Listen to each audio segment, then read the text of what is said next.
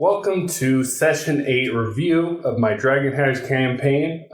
Thank you for coming back to it, and hopefully you guys enjoy everything that's going on, and let's just get right into the review. So the party awakes from the night, and they all head downstairs and meet up with each other to have breakfast. So the players have completed some downtime events, so those won't be inside the reviews.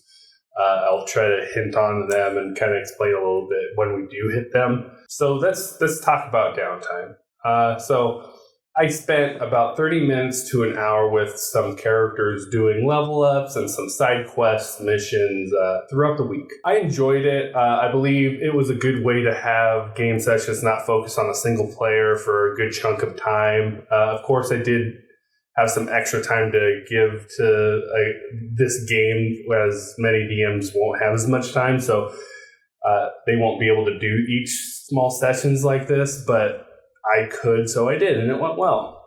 Also, leveling up 1 or 2 people at a time is much easier than 6 people at a time, for sure.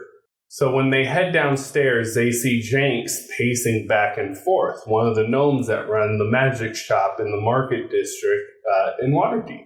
Visibly upset, he goes and pulls Ismay aside. She then walks back up to the group after a brief time, and she explains how there's possibly an organization keeping an eye on her now, and she's not really sure if it's a good or a bad thing. She does explain that Jenks and Blinks, the owners of the magic shop, are a part of it, and explains to them how she was going to try to keep it secret, but she doesn't really know what to do with the information. After this, Z2 explains on her patrols the night before she saw a strange tusked orc and a mysterious person on the wall near the yawning portal the night before. And we'll go into kind of the skill checks I did for this. So I really like doing series of skill checks in the game as a way of someone figuring out things in a role play session. They may fail a couple, but until they hit 3 or 5 failures, you can keep on letting them push forward in the situation until they hit that 4 or the 3 or 5 failure mark, and they lose out on gaining any information. And they can keep on using different skills, possibly ones they're good at, and possibly ones that they think are just better in that situation. And if they explain something, hey, I'm not good with nature, but it would make sense because XYZ, you might even be able to give them maybe like advantage for it. Or if they come at a problem away with skill checks and stuff, I would like to, I know that they're doing this walk back and forth. I'm going to hide, so when they come around this corner, I'll bump into them. So I'll like stealth and walk into them. And then I'll, you give them advantages for thinking out the box for kind of stuff. So, there's different ways to implement these skill checks, and I think they're really fun, and they're a great way to use to problem solve during role play sessions or role play encounters. I believe, especially with like a player like Z2 or Zoe, when I give her like 10 or 15 minutes of time in the game session just for her, brings her out in a little bit. She'll type a little bit more, and it's kind of weird. Her dice do better too, which has nothing to do with it, but it kind of does. It's just a neat little thing. So after all this, the players start kind of spilling beans on all the little things that they've been up to. And Ismay brings up the fact that she had a deck of cards. And they start playing with it.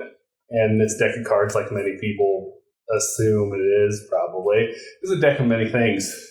When she first found it, she pulled the flame card. Doc pulled a card, which was the rogue. And Draven pulled the card Visor. I think it's Visor. Put it here, I might be saying it wrong. But with this card, at any time you choose within a year of drawing this card, you can ask a question in meditation and mentally receive a truthful answer to that question. Besides information, the answer helps you solve a puzzling problem or another dilemma.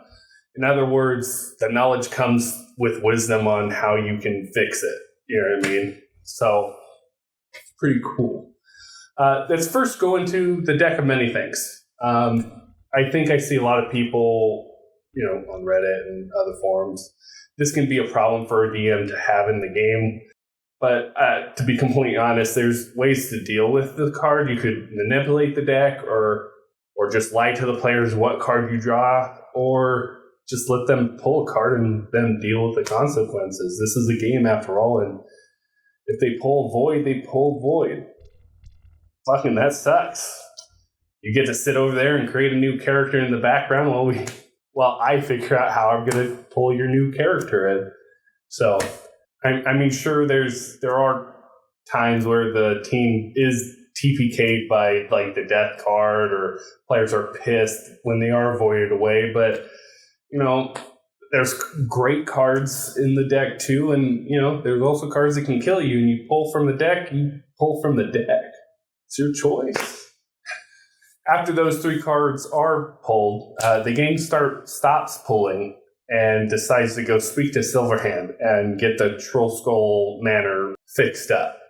They head to the Innkeepers Guild to talk about renovations and how much it will cost and when they can get it started. After speaking to Silverhand, they realize how powerful this deck could be and the issues that they could have with it. They also agree to use the card that Draven pulled with Silverhand. So with agreeing with Silverhand and about them using the card together, they pretty much told her whatever question she decides on asking it, they're going to ask. So pretty much they're saying, hey, DM, you tell us what question you want us to ask. I truly believe what's happening here is true to their characters. I believe they would ask her what they should ask. They don't know necessarily what to do in this situation, but they also trust her very much. They know the things she sacrificed to get them here, the way she treats everybody in the city, the things she focuses on first before everything else. They know that she's not going to go around and screw them over. But they get to a point where they're asking the DM, what kind of information should we know? I mean, I believe I know what question Silverhand would ask, and I'm not trying to, give them a question that's not going to be helpful to them. I'm giving them a question that I believe that Silverhand's going to ask, and it would be to her character, and it will help. And, there's this issue with, like, the Wizard card itself. I mean, you could break a campaign with it. If there is one big bad and there's only that one issue, and they go, who is it? And they say, oh, it's this person, and they know that person, and they can go and kill them, and the campaign's done. Whatever you planned, it's over in 1 second. But that's not how my campaign is, or how Dragon Heist is even built. So, the information they get from this won't mess anything up. So I'm not really worried about the question I asked, but there is some iffiness with this where you have to kind of sit there on this line of making sure it's a question the PC would ask or the NPC would ask. The DM's not influencing it too much in the sense of, I don't want them to break my game, where necessarily they're already breaking it left and right anyways with the decisions they're making. So I'm not really too worried about them continuously doing it. It's just something to watch out for. You know what I mean? Just pay attention to these kinds of things. And I didn't know he was going to pull this card. I mean, and to be completely honest, I'm fine with it. If any one of the people pulled it, they might have asked a question for themselves. You know what I mean? I don't think so. I think maybe one or two would have asked, where is this person, or where is this, or who is this? But I think most of them would have probably done the same thing, or they would have sat and talked to everyone at the table. What should we do with this powerful card? So I think it's in line with their characters, and I think Silverhand will end up giving them a great question that will give them a lot of information, but also is in line with the NPC who's asking that question. After discussing these things with Silverhand and taking care of the manor, they all meet at Blackstaff, and they agree to join a tournament under the Greyhand sponsorship, and they all decide to join her faction. They also accept to check out the sightings of a bronze dragon out on the coast off of one of the dock ward's docks. They had a couple good luck rolls, and they find a harbor that was empty, but was recently attacked. And the survivors said it was very large sharks coming and attacking them from the water. So the group decides to hop on a dinghy and head out to the shipwreck to see the dragon, to see if they could find the shark as well as the dragon. They get to the shipwreck and they decide to investigate the shipwreck. They find really nothing left on the ship. You can tell that the bronze dragon didn't make this its home. But while searching, they ran into some squids and into some skeletons down underwater, and they ended up having some underwater combat. So the players started to figure out that some of them were getting disadvantaged on attacks and some of them weren't. They figured out that because of Z2 being how heavy she was, she went straight to the bottom of the ship. And in my head, she was solid.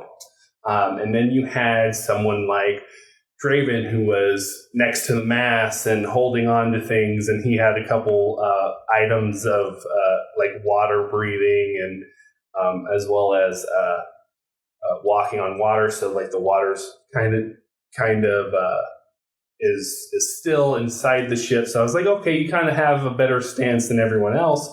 So they were able to take attacks without losing advantage. Also, he had a spear, so that also cancels that out game mechanic wise. It does. But so they started seeing this, and Ismay decided to open up a door and hold it with her offhand and start attacking things within the door range, which I was like, cool. And then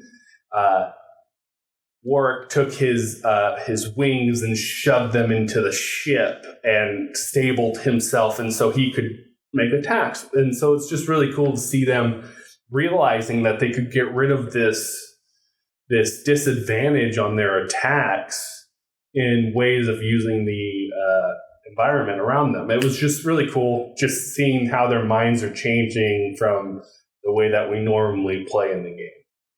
They ended up killing the squid quite easily, the squid and the skeleton things quite easily, and Ismay ended up seeing the bronze dragon, and it waved to her.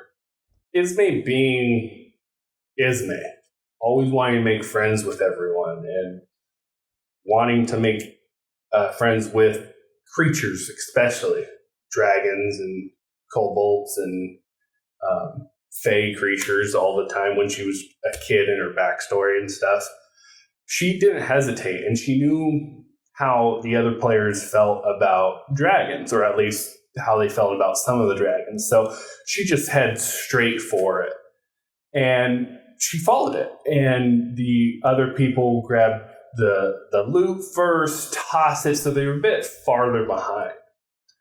So she kind of got this one-on-one role play session for like maybe 2 or 3 turns with it. And so that was kind of interesting, the players realizing that they got hindered because they decided to grab the money in the chest before following her as she got to do stuff. Because, if she said the wrong things, the dragon could have attacked.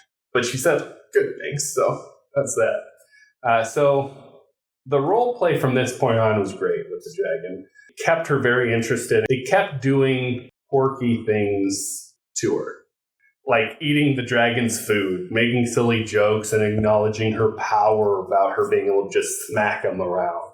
And it pleased her and made her happy, and she got closer to her level. Like every time that they did that, Every time they did something good, I made the dragon lean her head closer to him, or she takes a step towards you guys in the sense of getting her body closer to him, like eye level.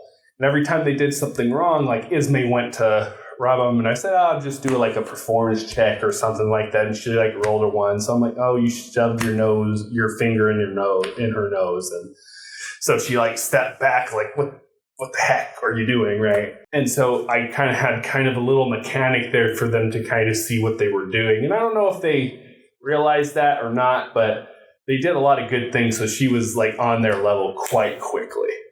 So near the end of their conversation, they realize they have a tavern, and they know that she likes people.